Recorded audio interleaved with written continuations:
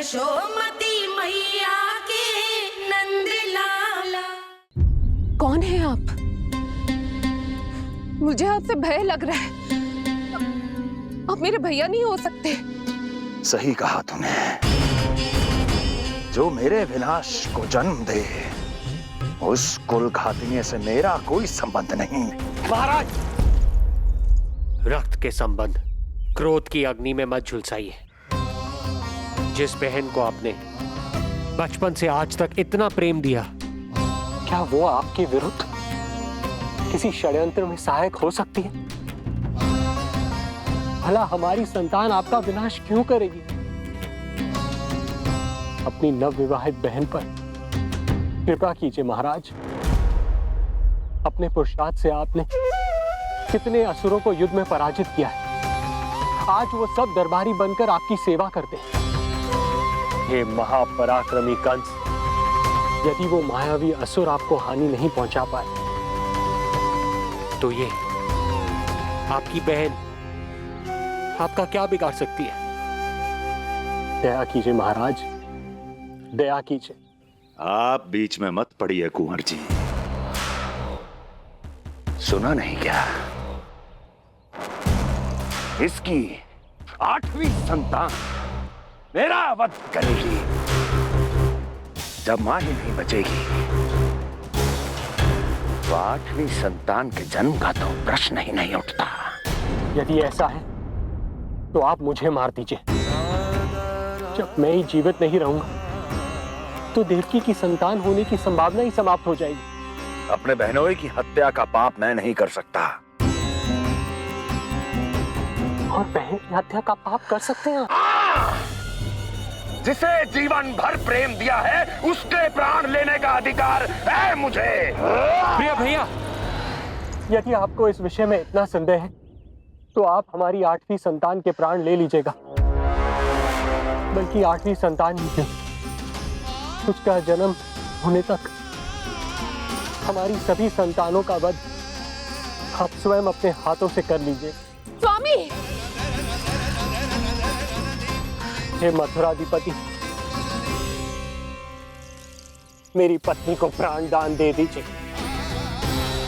मैं महाराज शूरसेन का पुत्र वसुदेव आपको वचन देता हूँ, अपनी 8 संतानों को जन्म लेते ही स्वयं आपके सामने प्रस्तुत करूंगा। अपनी 8 संतानों को जन्म लेते ही स्वयं आपके सामने प्रस्तुत करूंगा।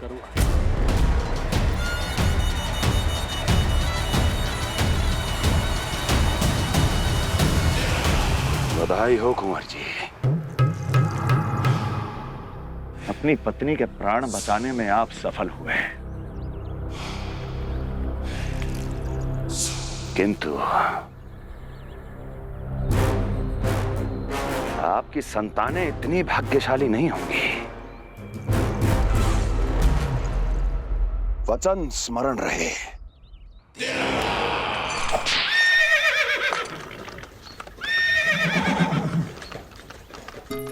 इस तरह रक्त की प्यासी कंस की तलवार की छाया में देवकी और वसुदेव का वैवाहिक जीवन प्रारंभ हुआ। जब कंस की निर्ममता और वसुदेव के वचन का ये दुखद समाचार गोकुल पहुंचा, तो हे नारायण, अर्थात राजा वसुदेव यदि कंस के सामने गिड़गिड़ाते नहीं तो रानी देवकी के प्राण चले जाते। हाँ नंदराज, और अब वो दोनों कंस के महल में हैं, किंतु वो महल भी उनके लिए किसी बंदी गृह से कम नहीं है।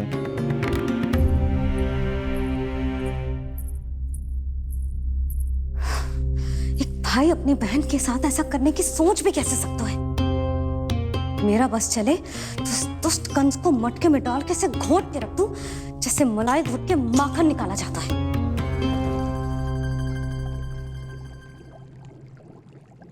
ना, माखन ना, जे कंस तो कीड़ा है। इसे तो पटक पटक के ऐसे मारना चाहिए जैसे कीड़ा निकालने के लिए धान के गट्ठर को पटका जाता है।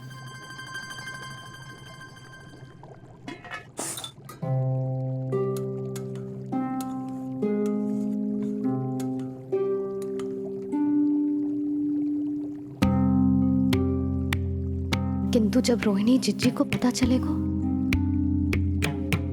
तो वो तो अपने आप को ही दोष देंगे, क्योंकि बालक ना होने के कारण उन्होंने ही वसुदेव जी को राजकुमारी देवकी के साथ दूसरा विवाह करने पर विवश किया था। हे ईश्वर, जिस सुख के लिए रोहिणी जिज्जी ने पत्नी जीवन का सबसे बड़ा त्याग किया था, जब उन्हें पता चलेगा कि वही सुख उस क्रूर कंस ने छीन के मटिया मेट कर दिया है, तो कितना कष्ट पहुंचेगा।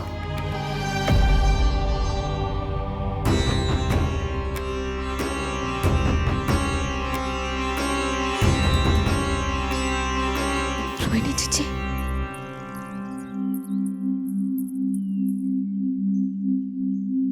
गोप नरेश, कृपया मुझे अपने भैया के पास ले चलिए। संकट के समय मुझे उनके साथ होना चाहिए। किंतु भाभी, पता चलो है वसुदेव भैया और देवकी भाभी कंस के महल में कड़े पहरे में रखे गए। पति पत्नी एक दूसरे का संबल होते हैं। कंस का पहरा कितना भी कष्टदायक क्यों ना हो, इस समय उन्हें और बहन देवकी को मेरी आवश्यकता है।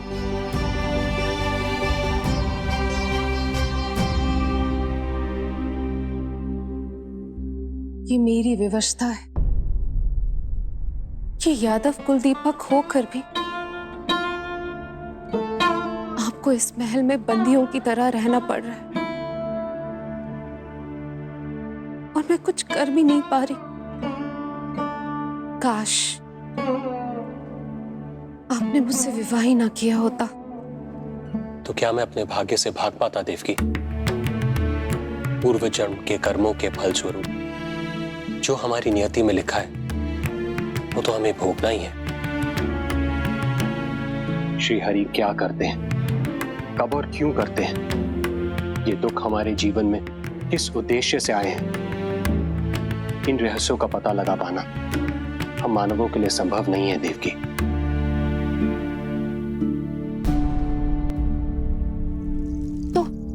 तो फिर चलिए यहां से भाग चलते हैं, कहीं ऐसे स्थान पर जहां भैया की छाया भी हम पर ना पड़ सके। नहीं प्रिय, कंस के गुप्तचरों की दृष्टि हम पर अवश्य होगी, और मैं ऐसा कोई कार्य नहीं कर सकता जिससे तुम्हारे जीवन पर कोई संकट आए। और मैंने उन्हें अपनी सभी संतानों को सौंपने का वचन भी दिया है। अपना वचन मेरे लिए प्राणों से भी अधिक महत्वपूर्ण है देवकी।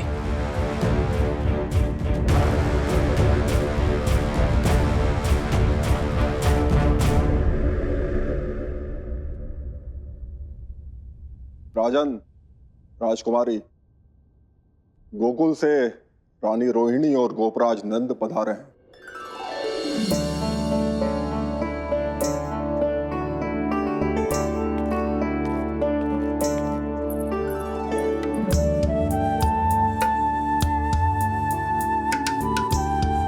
स्वामी,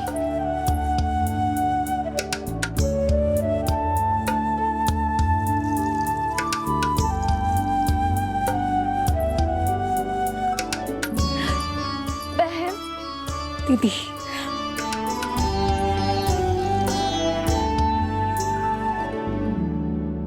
भाई नंद, जो आप हमारे लिए कर रहे हैं उसके लिए धन्यवाद शब्द बहुत छोटा है। मैं अपने भाग्य को स्वीकार कर चुका हूं। यदि यही श्री नारायण की इच्छा है तो यही सही।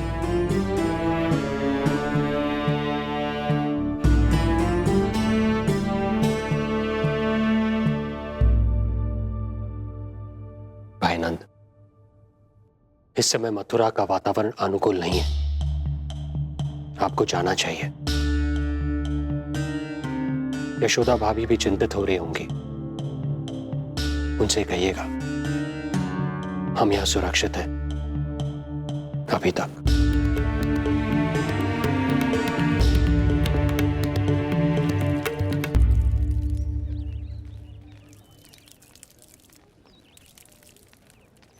वसुदेव भैया का भाग्य पर भरोसा देख वे अपनी संतानों को कंस को अवश्य सौंपेंगे। हे ईश्वर, इतना कठोर वचन, जब इसे निभाने का कठिन समय आएगा तो कैसा अनुभव करेंगे वे? उनका हृदय तो चकनाचूर हो जाएगा।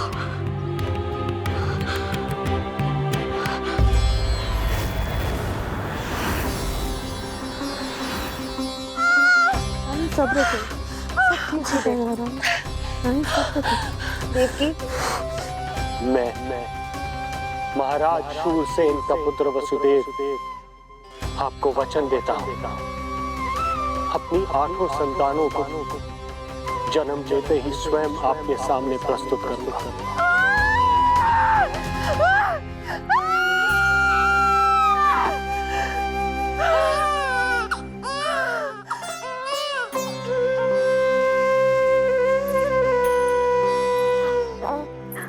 बधाई हो स्वामी, आपको पुत्र रत्न प्राप्त हुआ है।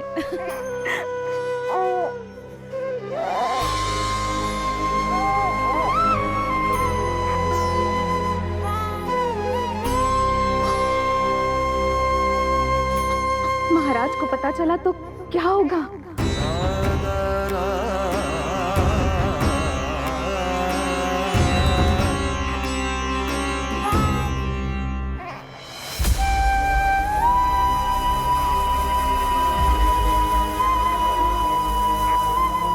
अपने पुत्र को इन हाथों में थामना।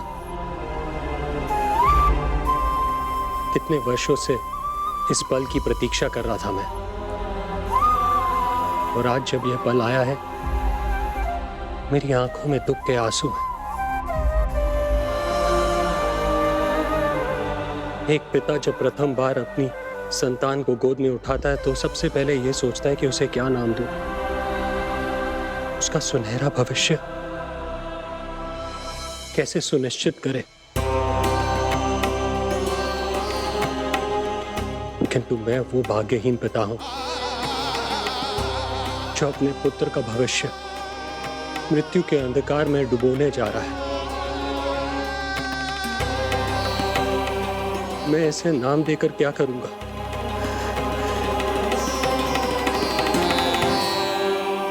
क्या आपके वचन का महत्व आपके पुत्र के प्राणों से अधिक है स्वामी?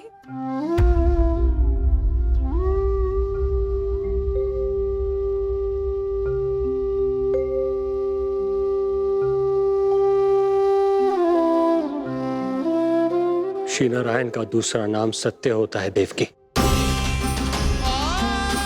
तुम ही कहो, मैं श्री नारायण से विमुख कैसे हो जाऊं? मुझे अपना वचन निभाना ही होगा। हृदय के टुकड़े टुकड़े क्यों ना हो जाए, मुझे इसे कंस तक ले जाना ही होगा।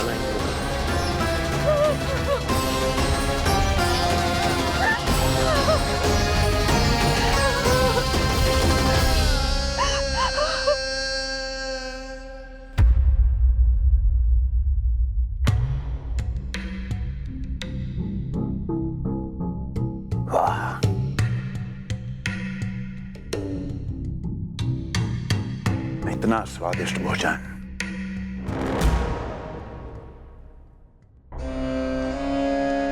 किसी विशेष इच्छा की पूर्ति के लिए मुझे सम्मोहित तो नहीं करना चाहती? मुझे पति के रूप में प्राप्त कर तो चुकी हो, अब प्राप्त करने को क्या क्या बचा है प्राप्ति? मैं प्राप्ति नहीं, अस्थि हूं स्वामी। प्राप्ति तो छुई मुई बनकर वहां खड़ी है। आप सदैव अपने विषय में ही सोचते हैं, कभी मेरे ओर भी निहारा कीजिए, तभी तो मेरा नाम सही से स्मरण होगा आपको। मैं अपने विषय में ही सोचता हूं, तभी तो 10 दिशाओं में मेरे नाम का डंका बजता है, मेरे साम्राज्य का विस्तार होता है, तभी तो मेरा अस्तित्व है। अस्थि स्मरण रहे, तुम हो क्योंकि मैं हूं।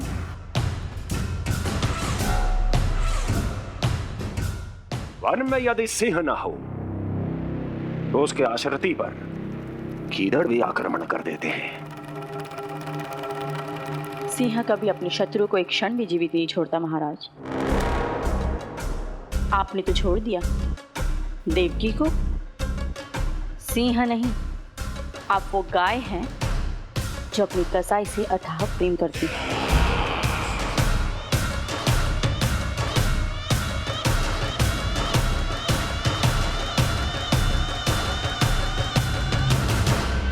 सभी संतानों को जन्म लेते ही मेरे पास लेकर आएगा, ये वचन दिया है वसुदेव ने मुझे। तो फिर आया क्यों नहीं महाराज? प्रथम शिशु का जन्म तो हो चुका है।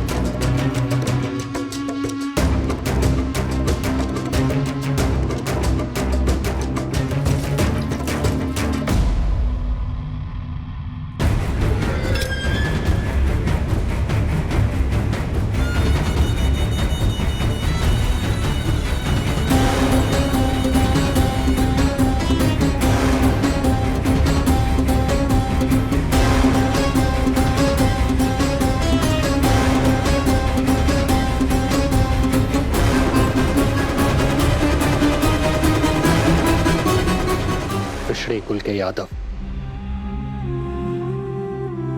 अपना वचन मिथ्या नहीं होने देते महाराज।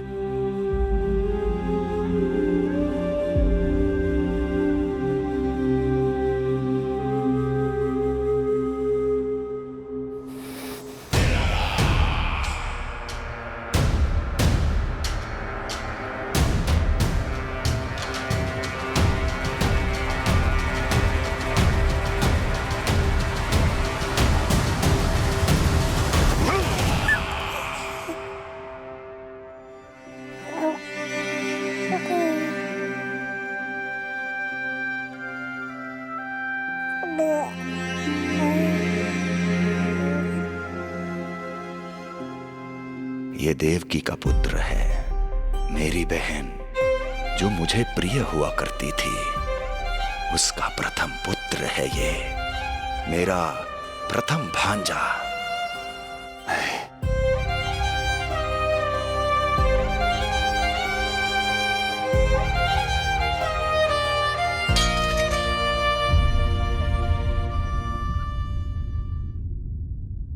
इसे वापस ले जाइए कुंवर जी।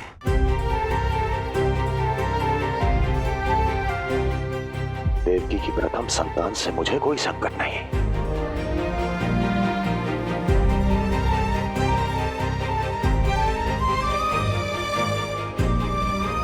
और आपको क्या लगता है कुंवर जी कि मैं कोई राक्षस हूं क्या?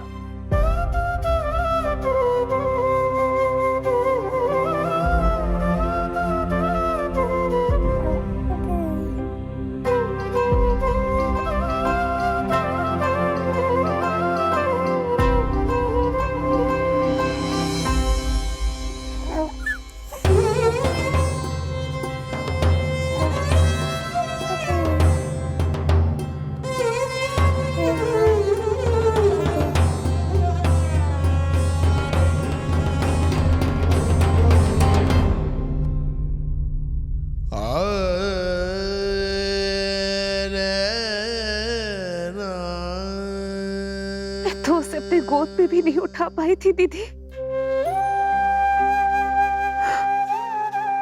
उसका वो सुकुमार मुख मेरी स्मृति से जा ही नहीं रहा। वो मधुर रुदन अभी तक मेरे कानों में गूंज रहा है। मैं तुम्हारी पीड़ा का अनुमान लगा सकती हूँ देवकी। मैंने उसे जन्म नहीं दिया था, फिर भी मेरे कान अभी तक उसके रुदन की ध्वनि सुन रहे हैं।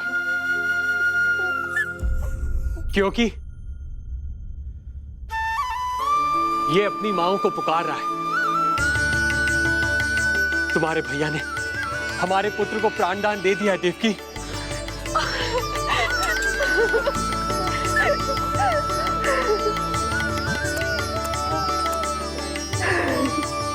स्वामी, अब अपने पुत्र का नामकरण कीजिए। इसे ऐसा नाम दीजिए कि इसका भविष्य यश और कीर्ति से परिपूर्ण हो। कीर्तिमान, कीर्तिमान होगा इसका नाम।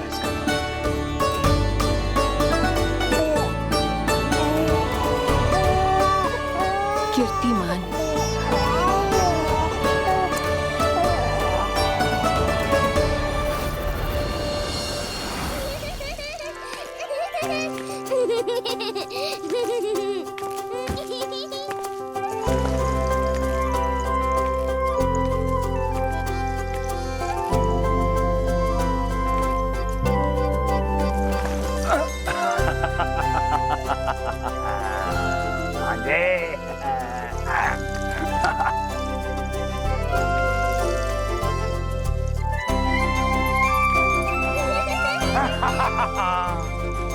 भांजे भांजे, मामा से बचना असंभव है। मामा जी, आपकी भुजाओं में कितना बल है, मुझे पीड़ा हो रही है। मेरा दूसरा हाथ पकड़ लीजिए। तुझे पीड़ा हो रही है? ये ले।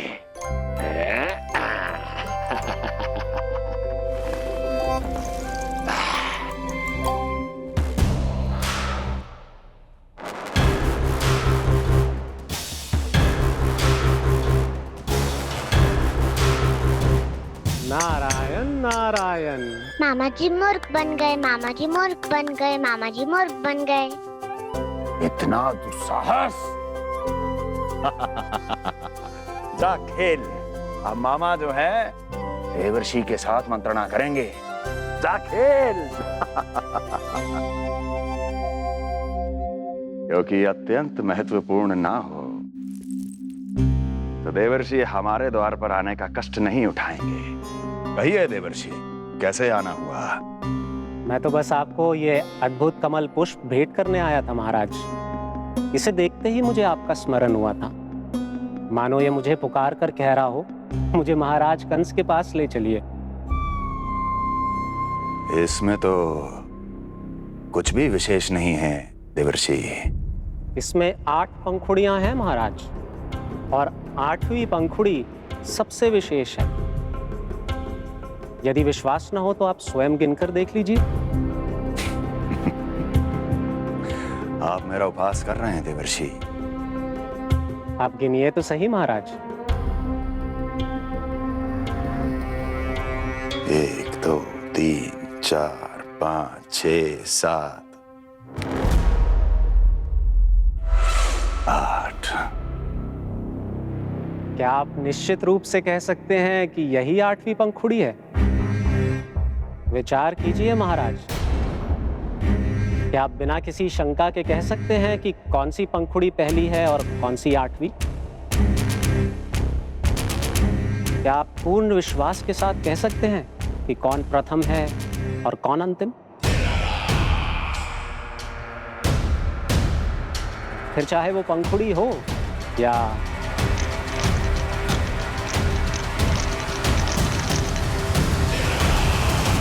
सावधान करने के लिए धन्यवाद देवर्षि। कंस के साथ धोखा करने वाले को अति भीषण दंड मिलेगा। भविष्य में ऐसी कल्पना मात्र से ही मेरे शत्रु भय से कांप उठेंगे।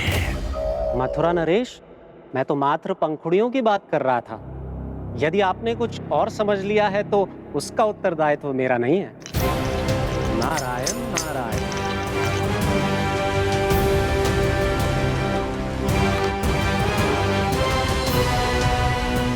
विचार कीजिए महाराज। क्या आप बिना किसी शंका के कह सकते हैं कि कौन सी पंखुड़ी पहली है और कौन सी 8वीं? क्या आप पूर्ण विश्वास के साथ कह सकते हैं कि कौन प्रथम है और कौन अंतिम? फिर चाहे वो पंखुड़ी हो या... मामा जी मूर्ख बन गए, मामा जी मूर्ख बन गए, मामा जी मूर्ख बन गए, मामा जी मूर्ख बन गए।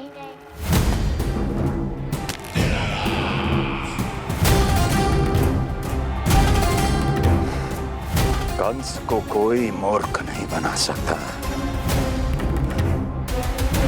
कीर्तिमान। जी मामा जी। क्रोध काम लोभ मद मोह मत्सर, क्रोध काम लोभ मद मोह मत्सर, क्रोध काम लोभ। मामा जी मुझे दर्द हो रहा है।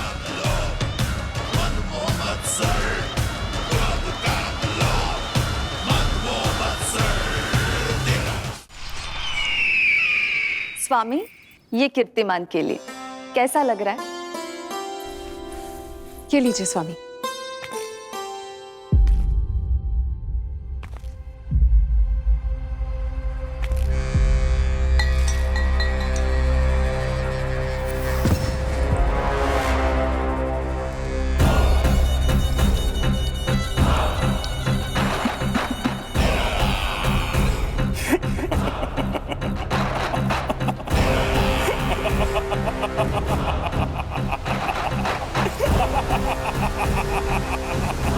नेत्रों के सामने अपनी संतान की हत्या होते हुए देखना कितना पीड़ादायक रहा होगा ये दृश्य।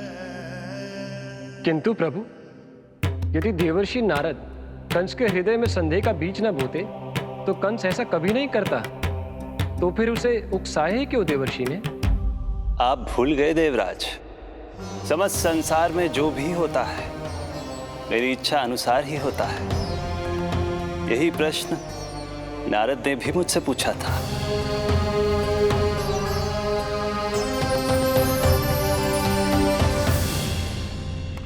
नारायण नारायण।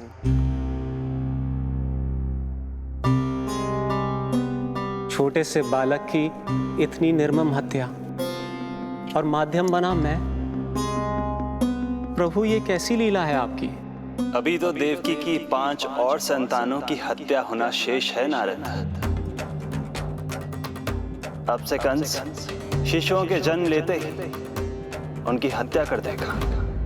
यदि जन्म के तुरंत बाद ही मृत्यु होनी है तो जन्म का लाभ ही क्या है प्रभु? यही विधि का विधान है नारद। कीर्तिमान और शेष 5 बच्चे श्रापग्रस्त हैं। जन्म के कर्मों के अनुसार अल्पायु होना उनकी नियति है। उनकी मृत्यु के बाद ही शेषनाग के अंश के रूप में बलराम और मेरे अंश के रूप में श्री कृष्ण का अवतार संभव होगा। नारायण नारायण।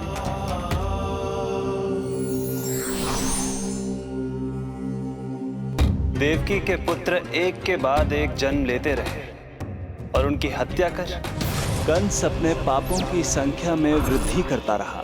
नहीं, मत मारो मेरा पुत्र, मेरा पुत्र।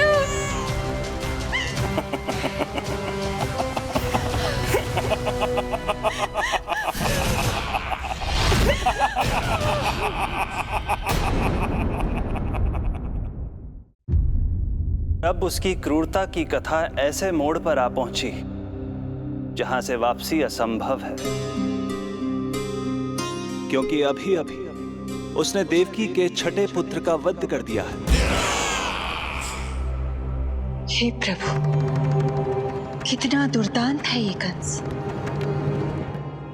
किंतु एक ही जन्म में एक साथ 2 माताओं का पुत्र बनने में उसने आपकी सहायता कैसे की प्रभु? उसके भय ने उससे ये कार्य सहज ही करवा दिया देवराज। जन्म लेते ही माता देवकी के सभी पुत्रों की हत्या कर उसने मुझे विवश कर दिया है।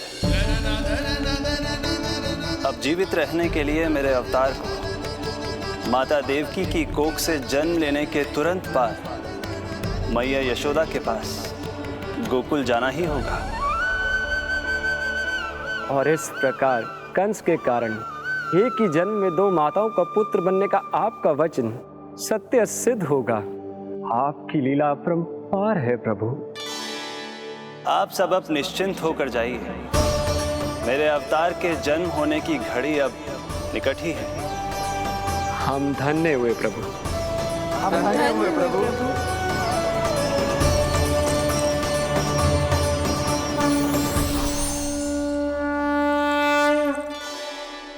मुझे तो अभी से मैया यशोदा के साथ आपको खेलते हुए देखने की उत्सुकता हो रही है। उनकी प्रवृत्ति कितनी निराली है। क्रोध ना करूं तो क्या करूं? देखिए इसकी शैतानी, फिर चला गया सुलक्षणा के बगीचे में फूल खाने। और आपको तो पता है ना सुलक्षणा का, इतनी सी त्रुटि हो जाए पूरे गांव में बखान करने में कोई कमी ना रखती। और जे की अरे जब ग्वालिनों को पता चलेगा तो क्या कहेंगी?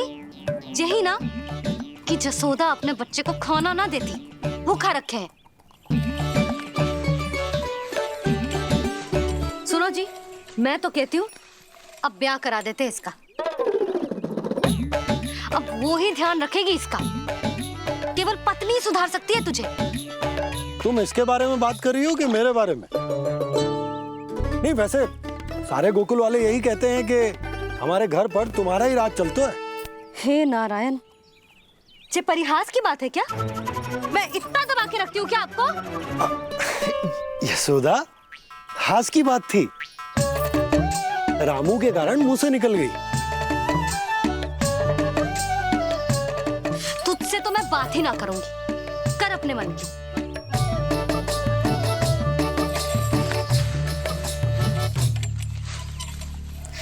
पता है तुझे कितना क्रोध आता है जब तू ऐसे बिना बताए घर से चला जाता है। प्रेम है जे मेरा, चिंता है मेरी। तुझे कुछ हो जाए तो अपना लल्ला माना है तुझे।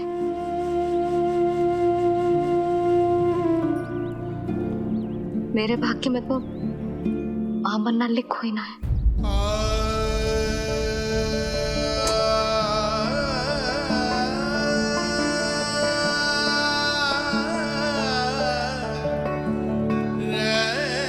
यशोदा,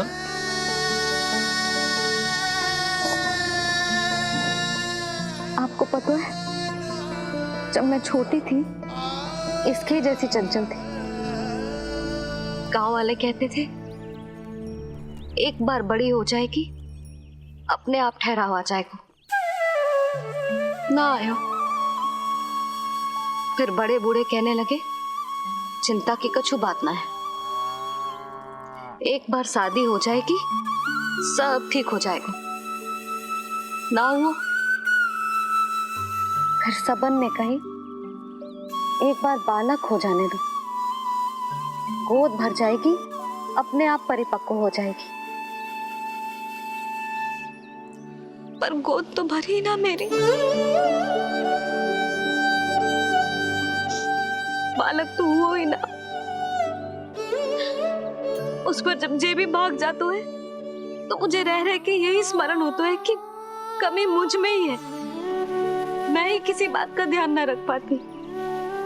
संभव है यही कारण से नारायण ने बालक ना दियो मुझे। यदि देते तो बहुत बुरी मैया बनती मैं। यशोदा, क्या होगा तुम्हें? कहाँ की बात कहाँ लेकर जा रही हो तुम?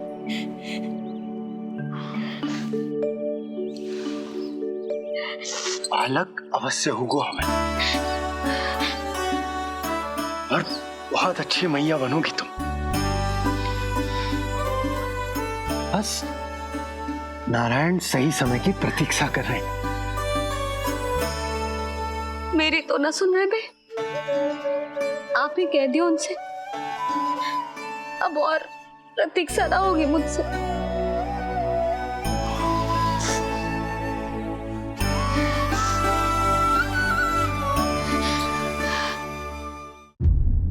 प्रतीक्षा तो अब मुझसे भी नहीं हो रही मैया। तो फिर मैया की इच्छा पूरी कीजिए प्रभु। जिस क्षण की प्रतीक्षा मुझे इतने वर्षों से थी, बस अब वो निकट है। किंतु प्रभु, आपको तो माता देवकी का 8वां पुत्र बनकर जन्म लेना है, तो फिर 7वां पुत्र? धीरज रखिए, धीरज। आपको तो ज्ञात ही है, मेरे यहां देर है, अंधेर नहीं। मैं यहाँ तुम दोनों पर आश्रित हूँ यशोदा। भोजन, सुरक्षा, परिवार का अपनापन सब कुछ दिया है तुमने मुझे, किंतु मेरा दुख मुझे एक क्षण भी चैन लेने नहीं देता। मेरे स्वामी और बहन देवकी कितने ही वर्षों से कंस की काल कोठरी में बंदी है। दिन रात नियति के शाप को सहन करने के अतिरिक्त और कोई उपाय नहीं है उनके पास। ऐसे में मैं सुख की सांस कैसे लूं? कीर्तिमान की हत्या के बाद मेरी सुरक्षा के लिए मेरे स्वामी ने मुझे यहाँ भिजवा दिया, चुपचाप। किंतु मेरा हृदय तो वही छूट गया यशोदा। इससे तो अच्छा होता कि मैं भी उसी कारागार में होती, मेरे स्वामी और बहन देवकी का दुख तो साझा कर पाती। अपनी 6 संतानों को कंस के हाथों मृत्यु के गोद में जाते देखा है उन्होंने। अब तो मुझे उस क्षण की कल्पना से भी डर लगने लगा है, जब देवकी अपने 7वें पुत्र को अपने गर्भ में धारण करेगी। भय से भविष्य नहीं टलता, होनी होकर ही रहती है। समय बीता और देवकी के गर्भ में 7वें पुत्र का आगमन हुआ। क्या इसका भी भविष्य वही होगा जिसके भाइयों का हुआ था? इस बंदी गृह की दीवारें, प्रत्येक ईंट, प्रत्येक पत्थर, यहां तक कि यहां की वायु भी उस कंस की बंदी है। अब तक तो उसे सूचना भी मिल चुकी होगी। वो निर्दयी, क्रूर प्रतीक्षा कर रहा होगा कि कब तुम्हें प्रसव हो और कब उसकी तलवार हमारे नन्हे शिशु, हमारी 7वीं संतान का रक्त पिए।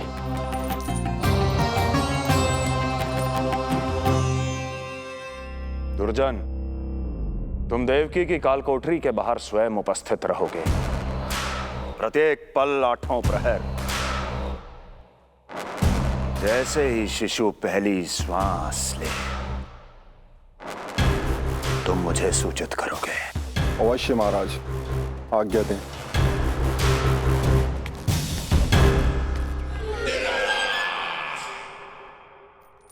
कुछ कीजिए स्वामी, कुछ कीजिए। मैं नहीं चाहती कि ये अपनी प्रथम श्वास इस बंदी गृह में ले। देवकी, विवशता से मेरा कलेजा भी फटा जा रहा है, किंतु इस काल कोठरी में बंद मैं कर ही क्या सकता हूं? किंतु इस सृष्टि के पालनहार, जगत की नियंता श्री हरि तो कर सकते हैं, तो फिर क्यों नहीं करते वो कुछ ऐसा कि कम से कम मेरी इस संतान का अंत उतना दुखद ना हो जैसा अन्य संतानों का हुआ था। क्यों नहीं करते वो कुछ? अरे क्यों नहीं करते? बताइए ना स्वामी, क्यों नहीं करते वो? क्यों नहीं करते? जो देवी भविष्य में मेरी मां बनने वाली है, उनकी करुणा भरी पुकार को मैं व्यर्थ कैसे जाने दे सकता हूं? कंस के राक्षस तत्व के अंत के लिए ऐसी माया की आवश्यकता है जो मेरी लीलाओं को क्रियान्वित भी कर दे और उसे भनक भी ना पड़े। ऐसी क्षमता और माया किसके पास है प्रभु?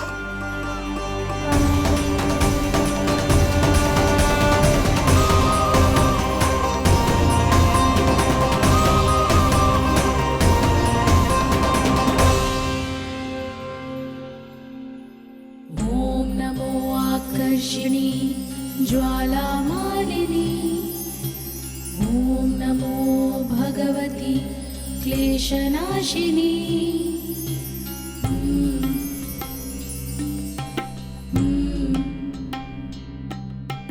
ओम नमो योगमाये सर्वमोहिनी, ओम नमो योगमाये आज्ञा दीजिए प्रभु।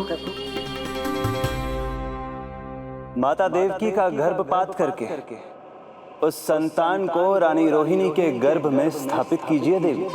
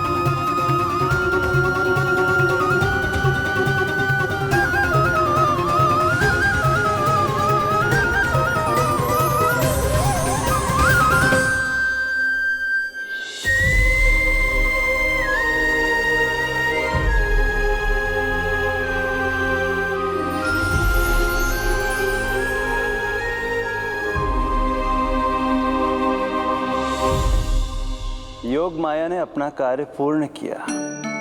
सुबह सूर्य की रश्मियां देवी रोहिणी को ऐसा संदेश सुनाएंगी जिसे सुनकर वो प्रसन्नता से झूम उठेंगी।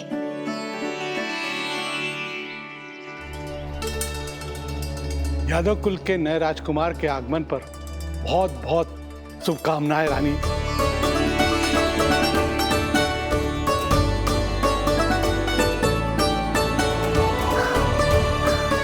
यशोदा, मैं माँ बनने वाली हूँ। यशोदा, सुना तुमने? चिच्ची, मैं माँ बनने वाली हूँ।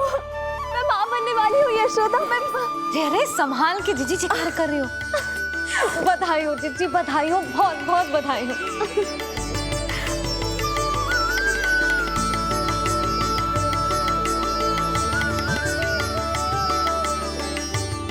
विधि का विधान भी विचित्र होता है। रोहिणी जिनका ये पुत्र नहीं है वो प्रसन्न है, किंतु देवकी जिनका ये पुत्र है वो व्याकुल है।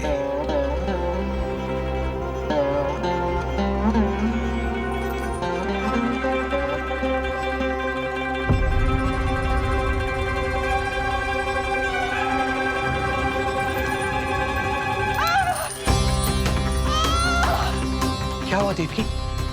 तुम ठीक तो हो? स्वामी, स्वामी मेरा पुत्र, स्वामी हमारा पुत्र चला गया। स्वामी हमारा पुत्र चला गया। धीरज धरो देवकी, संभव है यही श्री हरि की इच्छा हो। किंतु मैंने उनसे ये तो नहीं मांगा था ना स्वामी। मैंने कहा था हमारा पुत्र यहाँ श्वास न ले। इसका ये अर्थ नहीं था। क्यों किया नारायण ने ऐसा? क्यों किया?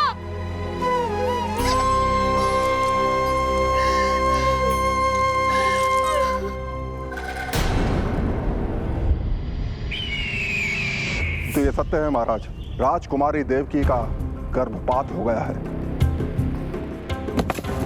बच गया वो शिशु।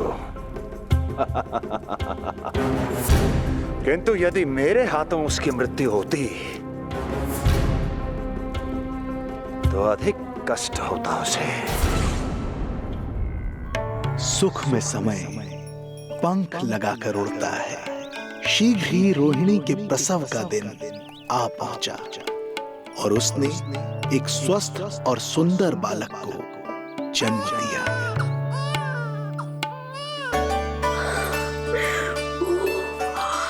लो जिज्जी, संभालो अपने लल्ला को, जी भर के निहार लो इसे।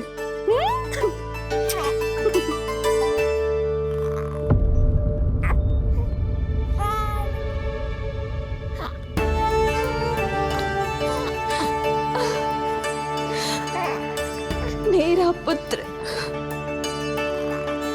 राजकुमार।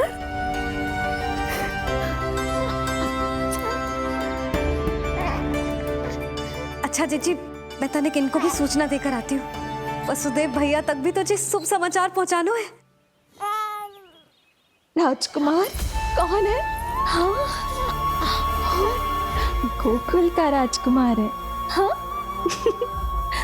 गोकुल का राजकुमार है मेरा बच्चा। बल तो इतना है कि पूछो ही मत आप। एक बार उंगली पकड़ लेना तो उसके बाद छुड़ाना अत्यंत कठिन हो जाता है। और दृष्टि ऐसी कि एक बार में मन मोह ले। भगवान श्री राम की भांति सबको प्रसन्न रखता है। बस तो फिर उसका नाम बल राम रखना। तो फिर उसका नाम बल राम रखना। देवकी, बधाई हो, तुम छोटी मां बन गई। भैया, आप दोनों कछु चिंता ना करियो। बलराम का लालन पालन मेरा उत्तरदायित्व है। उसे कछु कमी ना होने दूंगा मैं।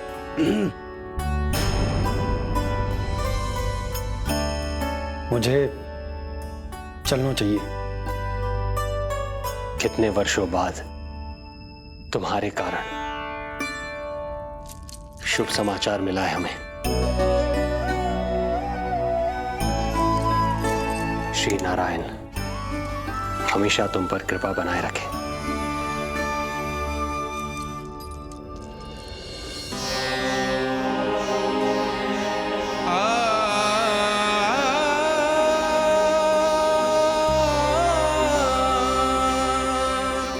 आपको बहुत बहुत बधाई हो स्वामी।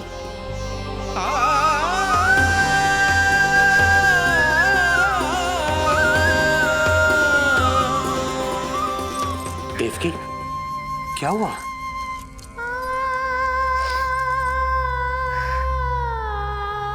कुछ नहीं। रोहिणी दीदी ने हमको वो सुख दे दिया जो मैं कभी ना दे सकी। उन्होंने आपको संतान दे दी, किंतु मैं देवकी,